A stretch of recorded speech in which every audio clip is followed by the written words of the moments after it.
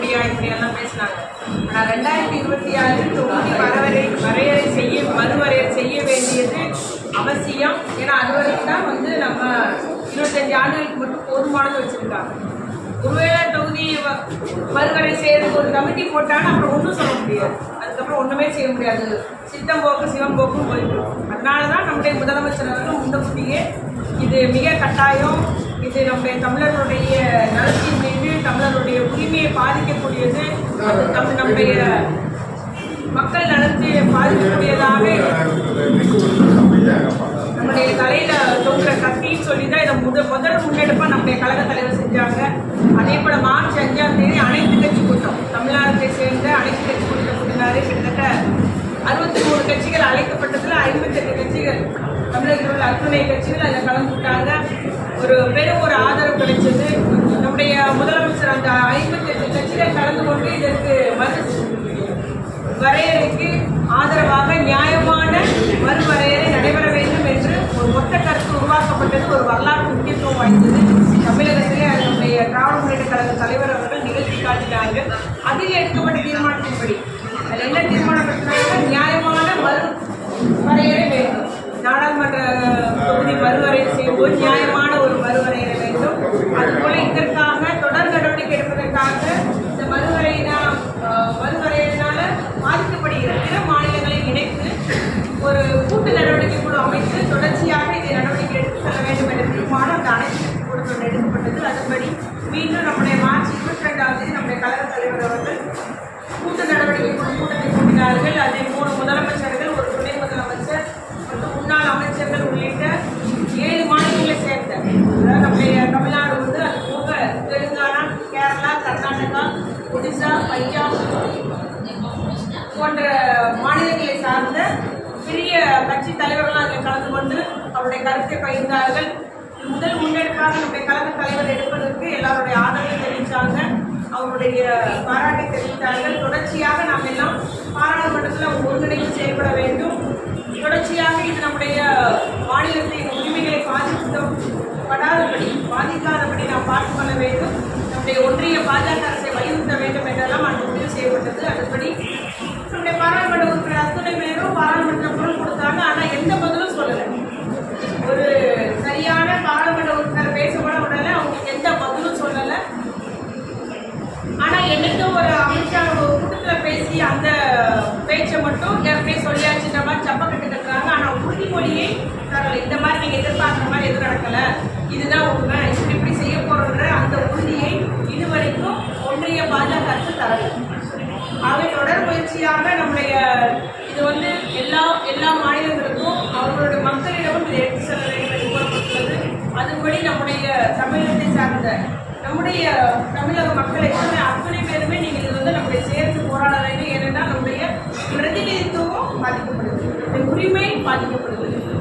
நம்ம பொருளற்றவர்களாக ஆகிவிடுவோம். நமக்கு வந்து தொகுதி குறையுதுன்னா இப்பவே வந்து ஒவ்வொரு கோரிக்கை, மக்களுடைய கோரிக்கை நிலைநாட்டுவதிலும் சரி, பாராளுமன்ற குரல் கொடுப்பதிலும் இப்பவே கண்டு காணாமல் இருக்கிற ஒரு ஒன்றிய அரசு பாஜக அரசு. அங்கே இன்னும் நம்மளுடைய தொகுதி எண்ணிக்கை குறையப்படுமானால் நம்முடைய கோரிக்கைகளை, மக்களுடைய நலன்களை, நம்முடைய கொள்கைகளை எடுத்துரைப்பதில் பெரிய சவாலாகிவிடும். நம்முடைய தமிழ்நாட்டுக்கே பெரிய சவாலாகிவிடும். அதனால இது மிக முக்கியமானது என்பதை மீண்டும் எல்லாருக்கும் நம்ம வந்து எடுத்துக்கொள்ள விரும்புகிறோம். அது நம்முடைய தலைவர் அவர்கள் வரலாற்று முக்கியத்துவம் வாய்ந்த இந்த ஒரு முன்னெடுப்பை எடுத்தது மூலம் தொடர்ச்சியாக இதை எல்லா மக்களிடமும் போய் சேர வேண்டும் என்று தொடர்ச்சியாக நம்ம மக்களுடைய ஆதரவு கேட்கிறோம். எல்லாரும் நம்முடைய தமிழக முதலமைச்சர் எடுப்பதற்கு நீங்கள் ஆதரவு தந்திட வேண்டும் என்றும் நான் போது கேட்டுக்கொள்ள விரும்புகிறேன். அதே போல பார்த்தீங்கன்னா ஒரு மத்திய அமைச்சர் அவர்கள் நம்மளை நாகரிகமற்றவர்னு சொல்றாங்க. அப்ப நம்ம எந்த ஒரு இழிவான நோக்கில் பார்க்குறாங்கன்னு நமக்கு தெரியுது. அவர் நாகரிகமற்றவர் சொல்லும் போல நம்மளை எவ்வளவு இழிவா பார்க்குறாங்கன்னு சொல்றது தெரியுது. அதனால நிச்சயமா இது நம்முடைய உரிமை நிலைநாட்டப்பட வேண்டிய கட்டாயம் அந்த நிலையில இருக்கும். ஒன்று நியாயமான பழைய மாதிரியே அந்த நியாயமான ஒரு தொகுதி மறுவரையறை வேண்டும். இல்லைன்னா நீங்க இதே போல இருக்கிற மாதிரி தொடர்ச்சியாக்க வேண்டும். இல்லை ஒட்டுமொத்தமாக சமமான ஒரு நிதியை ஒரு பகிர்வு தர வேண்டும், ஒரு பிரதிநிதித்துவம் தர வேண்டும் என்பதை முதல்ல நம்முடைய கழக தலைவருடைய அந்த கோரிக்கையை நான் தமிழ்நாட்டு மக்களுக்கு எடுத்துக் கொள்ள விரும்புகிறேன். ஆகவே மக்கள் அத்தனை பேர் நம்ம எல்லாம் இதில் ஒருங்கிணைந்து செயல்படணும். மக்களுக்கு இந்த செய்திகளை நீங்கள் எல்லாம் செய்தியாளர்களும் சரி ஊடகத்தினர்கள் அந்த செய்தியை எடுத்துக்கூற வேண்டும் நிதிப்பயிரும் பார்த்தீங்கன்னா நம்மளுடைய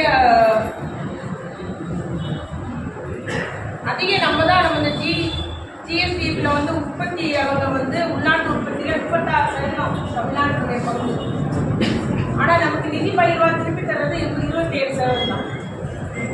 அதே நேரம் வட மாநிலங்கள் அவங்க ஜிஎஸ்டிஎஃப்ல 20% அவங்களோட உற்பத்தி அந்த பங்காக இருக்கிறது 20%. ஆனால் அந்த வட மாநிலங்களுக்கு திருப்பி தருவது 42.5% திருப்பி தரப்படுகிறது. அதிலும் நமக்கு அநீதி பிழைக்கப்படுகிறது. அதுபோல நம்முடைய வடநாட்டில் உள்ளவங்க ஒரு மொழி தான் பேசுகிறாங்க. ஆனால் தமிழகத்தில் மட்டும் மும்மொழி பேசணும்னு சொல்லிட்டு கட்டாயப்படுத்தப்படுகிறோம். அதற்காக நம்முடைய கல்விக்குரிய நிதி 2134 கோடி ரூபாய் இது வரைக்கும் வழங்கல். அதே போல 100 நாள் வேலை திட்டம், அது உழைத்த மக்களுக்குரிய ஊதியத்தை கொடுக்க மாட்டேங்கிறாங்க. 3 மாசமா சம்பளம் தரல. 100 நாள் வேலை திட்டத்தில் 3 மாசமா சம்பளம் தரல. அதற்கு தொடர்ச்சியாக இளைஞர்கள் ஐக்கிய முன்னணியினால் உருவாக்கப்பட்ட அந்த திட்டம், அதில் வந்து நம்முடைய ஏழை எளிய மக்களுக்கு தான் அதில் பயனடைகிறாங்க. கிட்டத்தட்ட 75% பெண்கள் தான் அதில் பயனடைகிறாங்க. குறிப்பாக 50 வயதுக்கு மேற்பட்ட பெண்கள் அதை வைத்து தான் இந்த 100 நாள் வேலை வைத்து அவங்களுடைய வாழ்வாதாரமே இருக்கிறது. 100 நாளை உயர்த்தி கொடுங்கன்ற ஒரு கோரிக்கை வச்சிருந்த இடத்துல இன்னைக்கு வந்து நேரடியாக தான் சம்பளம் கொடுப்போம்னாங்க. அதுக்கும் ஒத்துக்கிச்சு தமிழ்நாடு அரசு.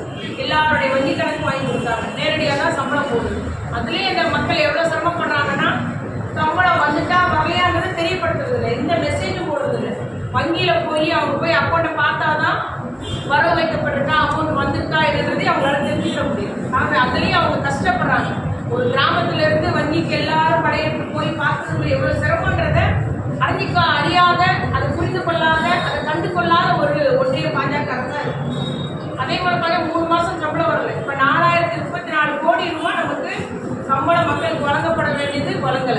நம்ம எல்லாம் முறையா செஞ்சிருக்கோம்.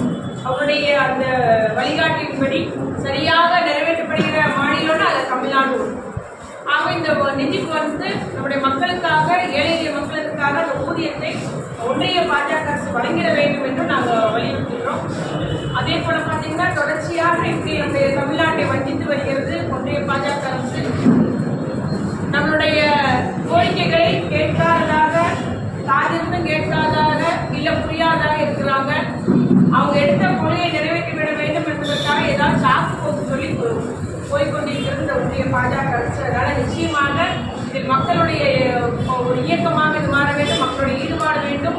நம்முடைய கழக தலைவர், எங்களுடைய கழக தலைவர் தளபதியார் அவர்கள் தமிழ்நாட்டு மக்களுக்காக, தமிழ் மொழி வளர்ச்சிக்காக, தமிழ்நாட்டு வளர்ச்சிக்காக தொடர்ச்சியாக முத்தமிழர் கலைஞர் வழியிலே நல்லாட்சி புரிந்து வருகிறார்.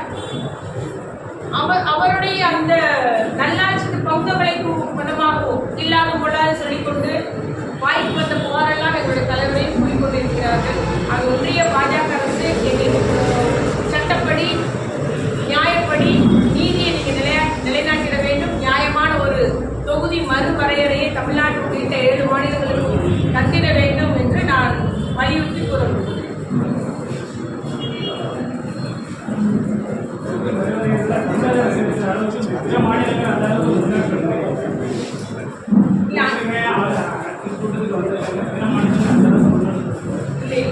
எல்லாருமே எடுத்துக்கொண்டு தான் அன்னைக்கு போட்ட உத்தரவு வந்து 7 மாநிலங்கள் நமக்கு இந்த மக்கள் தொகை கணக்கெடுப்பில் கூட மறுவரை செய்யப்படும் போது பாதிக்கப்படும் மாநிலங்கள் 7 மாநிலங்கள்: ஒடிசா, பஞ்சாப், கேரளா, கர்நாடகா, வெஸ்ட் பெங்கால்,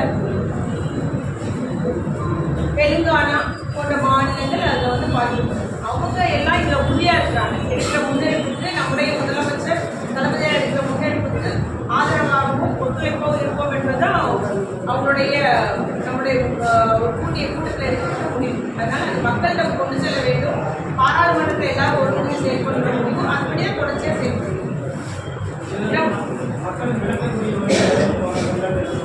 கண்டிப்பாக செஞ்சுட்டு தானே இருக்கிறோம். நம்ம வீரர்களுக்கு எல்லாருக்கும் முடிவு வச்சுக்கிறோம். எல்லா கூட்டங்களையும் அதை எடுக்கிறோம். தமிழ்நாடு தொடர்ந்து போராடும், தமிழ்நாடு வெல்லுன்ற அந்த ஒரு எங்களுடைய முதலமைச்சருடைய முன்னெடுப்பை எல்லாத்துக்கும் எடுத்து சொல்கிறோம். நீதியே இதனுடைய நியாயத்தையே எடுத்து சொல்கிறோம். உதாரணத்துக்கு 1971 மக்கள் தொகை வளர்ச்சி பார்த்தீங்கன்னா தமிழ்நாடு உள்ளிட்ட அந்த 7 மாநிலங்களில் தமிழ்நாடு வந்து 23.41%, வட மாநிலங்களில் 24.39% இருக்குது. ஏறக்குறைய ஒரு சமநிலை. அதே நேரம் இப்போது உள்ள கணக்கெடுப்புப்படி பார்த்தீங்கன்னா அதில் பெரும் வேறுபாடு வந்திருக்கு. தமிழ்நாட்டில் 12.51% இப்போ நமக்கு மக்கள் தொகை வளர்ச்சி இருக்கு. ஆனால் வட மாநிலத்தில் 21.83%. நம்ம எவ்வளோ வேறுபாடு பாருங்க, 2 மடங்கு அந்த வளர்ச்சி வட மாநிலத்தில் இருக்குது. அதனால தான் இதை நம்முடைய வலியுறுத்துகிறோம். ஏன்னா இப்பொழுது எல்லாரும் புரிஞ்சுக்கிட்டாங்க. நம்முடைய முதலமைச்சர் எடுத்துக்கிற முதலில் எடுத்த அந்த முன்னெடுப்பு என்பது சரியானது. இது சரியான நேரத்தில் எடுக்கப்பட்டிருக்கு. ஆனால் ஒன்றிய பாஜக அமைச்சர்கள் அமைதியாக இருக்கிறாங்க. இது வரைக்கும் ஒரு தெளிவான ஒரு விளக்கத்தை சொல்லி எதையும் நமக்கு உறுதியான ஒரு விளக்கத்தை சொல்லல, அமைதி காக்கிறார்கள். அதிலே நமக்கு இன்னும் சந்தேகம் அளிக்கிறது. ஆகவே நம்முடைய உரிமையை கேட்டு பெற வேண்டும், வலியுறுத்தி பெற வேண்டும் என்பதில் நம்முடைய திராவிட முன்னேற்ற கழக தலைவர் அவர்கள் அவரோடு உள்ள அத்துணை கட்சி தலைவர்களும் உறுதியாக இருக்கிறார்கள்.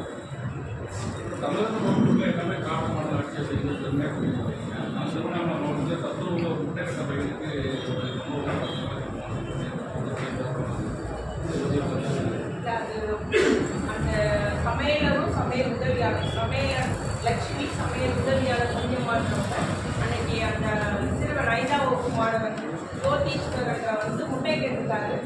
அந்த முட்டை இல்லைன்னு சொல்லியிருக்காங்க. அதில் அந்த பையன் என்ன சொன்னார் தெரியல, அந்த தொடக்கத்தால் விளக்குமாறு நம்ம சொன்னோம். அதனால அடிச்ச அந்த காட்சி வீடியோவில் பார்த்தோம். உடனடியாக அது நமக்கு தெரியப்படுத்தின உடனே 3ஆம் தேதி, அதாவது 5ஆம் தேதி முந்தின நாளே அவர் இருவரையும் நம்ம சஸ்பெண்ட் பண்ணிட்டோம். அந்த சமையல் சஸ்பெண்ட் பண்ணிட்டோம். மட்டுமல்லாமல் நேற்று மாலை 2 பேர் மேலேயும் இளஞ்சீரார் அந்த வழக்குப்படி ட்ரூத் அண்ட் ஜஸ்டிஸ் அந்த ஆக்ட் படி அவர்களை கைது செய்யப்பட்டுள்ளார். ஏன்னா சிறார் மீது ஏற்பட்ட அந்த வன்கொடுமையினால் அவங்கள கைது செய்யப்பட்டிருக்குது. அதனால் நிச்சயமாக திராவிட மாடல் அரசு, திராவிட மாடல் எங்களுடைய தலைவர் அவர்கள் ஒரு காலம் குழந்தைகளுக்கு எதிரான வன்முறைக்கு இந்த அரசு சகிக்காது. எங்களுடைய தலைவர் உடனடியாக நடவடிக்கை எடுப்பார், நடவடிக்கை எடுத்தார். எல்லா இடத்துலையுமே சர்க்குலர் இருக்குங்க. சமூக தணிக்கைகள் நடைபெறுகிறது. ஆசிரியரை சாப்பிட்டு அந்த ருசியானது எப்படி இருக்குது, பிள்ளைங்களுக்கு ருசியான சாப்பாடு வழங்கப்படுதாங்கிறது ஒரு ஆசிரியர் டெய்லி போய் சாப்பிடணும்னு. அதே போல் நம்முடைய வீடியோ ரொட்டீனாக அந்த கண்காணிப்புக்கு பணம்னு சொல்லியிருக்கோம். மாவட்ட அரசு